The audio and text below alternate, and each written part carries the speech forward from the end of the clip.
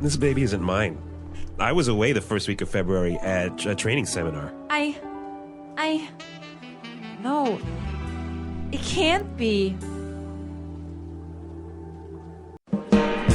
Hello, English learners. Welcome back to EnglishPod. My name is Marco. And I'm Erica. And we're going to be looking at our 5th episode of our famous love story. Yes, I'm sorry, I love you. Okay. Part 5. So if you haven't listened to the first 4, I suggest you go do that first because... You're going to be a little bit lost. But it's getting really good. Yeah, and so good that I don't think we can even say... What's going to happen next. No, we can't say what the key language is. Oh, yeah, we can't preview anything because it's we want to surprise you. Yes.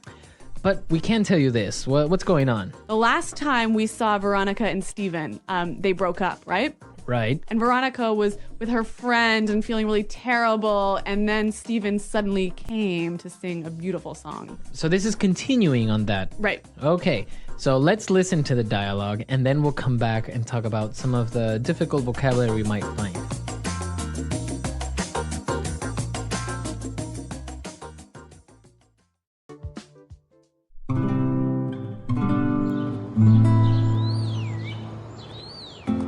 Honey, of course I forgive you. I love you so much.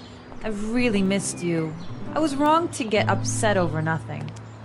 I'm sorry I haven't called or anything, but right after you decided you wanted a break, I was up north to put out some major forest fires. I was in the middle of nowhere working day and night trying to prevent the blaze from spreading. It was pretty intense. Oh, honey, I'm glad you're okay, but I have some exciting news. I think I'm pregnant. Really? Wow, that's amazing. This is great news. I've always wanted to be a father. We'll go to the doctor first thing in the morning.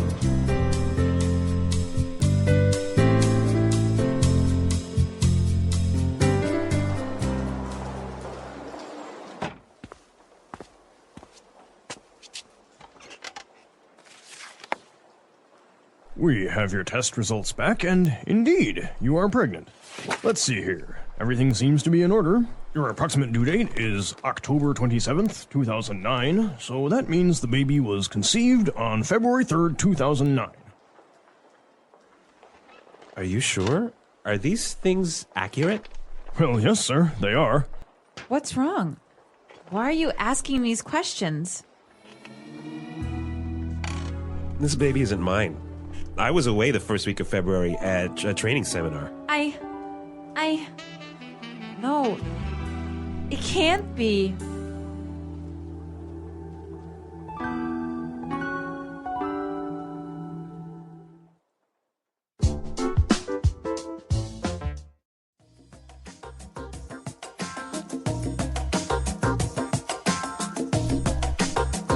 All right, so more drama in our love story. Oh my God. Things were going well, and now more bad news. Yeah, or good news. Or good news. We're not sure yet. Yeah. Okay, let's take a look at the vocabulary first in language takeaway. Language takeaway. Well, we're going to look at 4 words now. The first one, blaze. Blaze. Blaze. Blaze. So this noun is another word for a fire, right? For a big fire. Yeah, a really big fire. The blaze. So basically, it's like the flame of the fire. Yes. This one is a little bit difficult, so I think we can use some examples to show us how to use this word. Example 1. The blaze is spreading quickly. We need to evacuate these people. Example 2. We have to go in there and save those people from the blaze. Okay, so it's clear now. Blaze. Let's look at our next word. Conceived. Conceived. The past of conceive. Right, conceive. Conceive is a nice fancy word. Yes. And what does it mean, Marco? To create. Oh, like how you sidestepped around that one. So it means to create. You can conceive a baby. Yes. You can conceive an idea. Yes.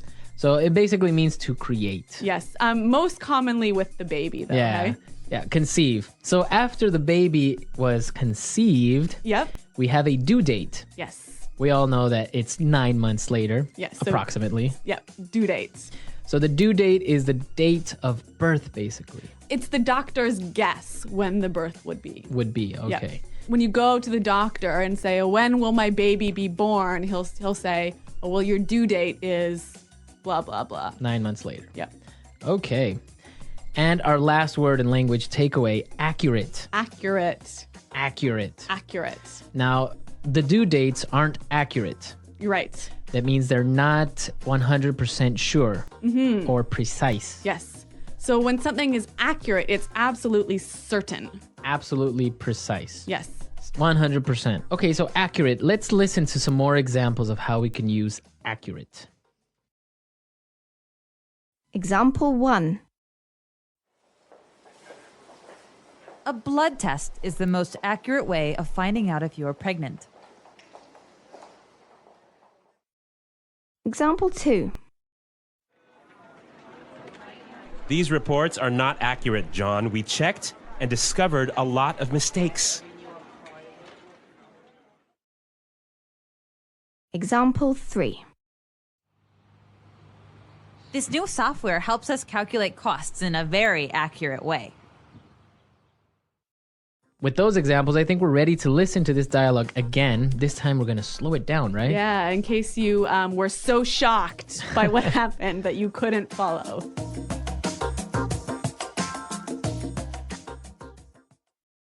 Honey, of course I forgive you. I love you so much. I've really missed you. Please forgive me.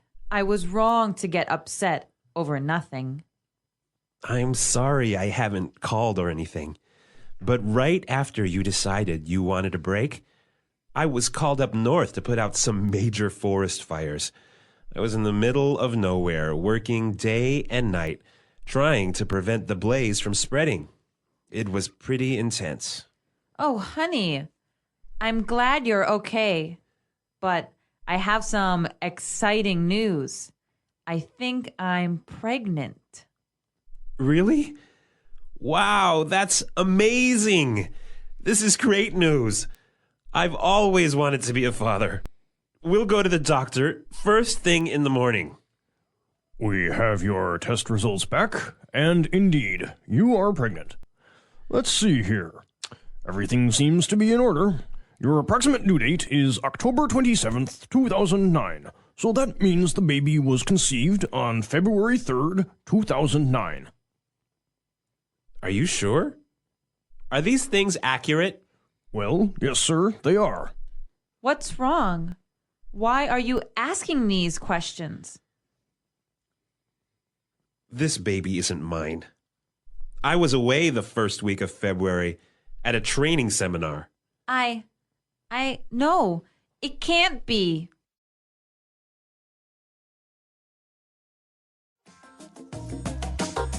All right, so continuing on with our drama, let's take a look at some interesting phrases in Fluency Builder. Fluency Builder. Well, we've got 3 phrases for you. The first one is the middle of nowhere. Middle of nowhere. Middle of nowhere. Middle of nowhere. This is a kind of a funny one, but I think if we listen to some examples, it will help us to understand the meaning of this phrase. Example 1. We are in the middle of nowhere. How can we find our way back home? Example 2. I was in the middle of nowhere, so I couldn't even use my mobile phone. Example 3. It takes me 2 hours to drive to your house. It's in the middle of nowhere. All right, so middle of nowhere, it means that you are lost. Yeah, you're in a place with no cities or people or anything nearby. Okay, so just imagine yourself in a desert. That would be the middle of nowhere. Yes, or in Canada. Canada. That would be the middle of nowhere. All right, let's take a look at our next phrase. First thing in the morning. First thing in the morning. First thing in the morning. First thing in the morning. So when we talk about the first thing, it means Really, really early in the morning. really early. Yep. So I can change it a little bit and say first thing in the afternoon. Early in the afternoon. or first thing tomorrow morning, Right. right? So really early tomorrow. Okay. So it's a very common way of referring to very early. Yeah, it's not like first thing in the morning is like 6 o'clock in the morning, Right. right? But if you say, okay, I'll take care of that first thing in the morning, you'll do it right away in the morning. Right away. Right when you get to the office, for Right. example. Yeah. Okay. Let's look at our last phrase. Seems to be in order. Seems to be in order. Everything seems to be in order. So everything is okay. Everything's normal. Everything seems to be normal. Yep. Everything looks okay. Yes. So this is a very common phrase when people check your documents Yeah, or a that's report. true. Yep. They'll say, okay, all the papers seem to be in order. Very common. Yes. Good news when you're pregnant that everything seems to be in order. Exactly. Yep. Everything is normal. All right, so let's listen to this dramatic dialogue one more time and we'll come back and talk some more.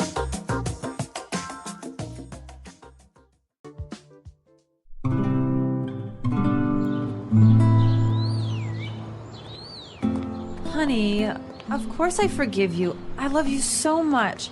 I've really missed you. I was wrong to get upset over nothing. I'm sorry I haven't called or anything, but right after you decided you wanted a break, I was up north to put out some major forest fires. I was in the middle of nowhere working day and night trying to prevent the blaze from spreading. It was pretty intense. Oh, honey, I'm glad you're okay, but I have some exciting news. I think I'm pregnant. Really? Wow, that's amazing. This is great news. I've always wanted to be a father. We'll go to the doctor first thing in the morning.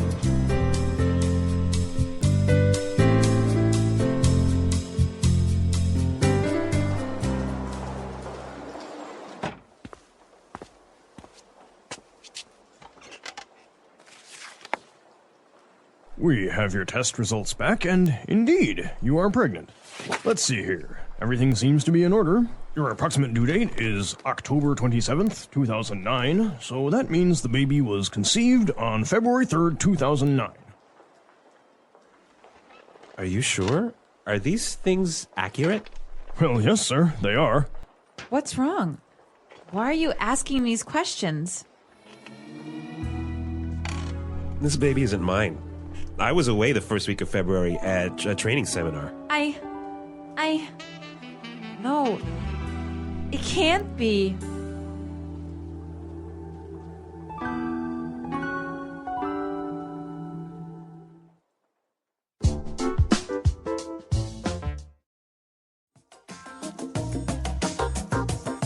Well, Marco, what do you think about this situation? What would you do if you were this guy? It's complicated. I know. I don't know what I would do. It seems like something very typical of soap operas. Yes. Well, I don't know because she didn't really deny it in the end. She didn't say no right away. Yeah, but you didn't say like, oh. Yeah, Yeah. she didn't really accept it. So Yeah. it's still a little bit difficult to see if maybe she cheated on him or Yes. something. Hey guys, what do you think? Do you think Veronica cheated on Stephen? Do you think it's his baby? Maybe it's not. Maybe the doctor is wrong. Maybe it's the doctor's baby. Maybe it's anything could happen here at EnglishPod. So send us your ideas and tell us, what do you think happens next? Come to EnglishPod.com where you can leave your questions, your comments. Yeah, and Marco and I are always around to answer your questions, respond to your comments. Exactly. And we want to know what you think will happen next. Yes. All right, guys. So until next time. Bye. Bye.